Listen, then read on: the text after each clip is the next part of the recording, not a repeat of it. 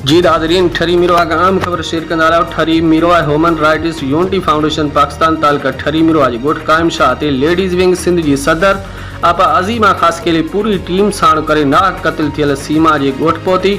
उन सां गॾु ठरी मिरवा जे सहाफ़िन अब्दुल सत्तार शर, अला नवाज़ दस्ती, गुलाम शबीर ख़ास केली, परवेज़ अली भट्टी, गुलाम नबी इस्लामी, मोहम्मद यासीन जामरी भी शिरकत कई। ठरी मिरवा जे ॻोठ कायम शाह बुखारे में पी वथां गुज़रियल राति क़त्ल थियल न्याणी सीमा वारो मामलो। पुलिस जूं सॼे ॻोठ ते चढ़ायूं बिना लेडीज़ पुलिस जे घरनि अंदरि काह पुलिस छापो माल बेकाहे वई। ॻोठाणनि पारां ठरी पुलिस ख़िलाफ़ एहतिजाजी मुज़ाहिरो।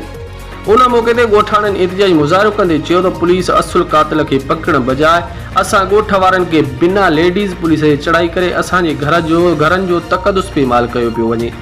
होॾां ॿिए पासे पुलिस सां राब्तो कयो वियो त ॿुधायो वियो त असां कंहिं सां नाजाइज़ी न कंदासीं, असां सिर्फ़ु जवाबदारनि जे घर ते चढ़ाई कई पर जवाबदार हथ न आयो, असां वापसि हलिया आयासीं। बाक़ी जवाबदार जी गिरफ़्तारी लाइ मुख़्तलिफ़ हंधनि ते छापा जारी आहिनि।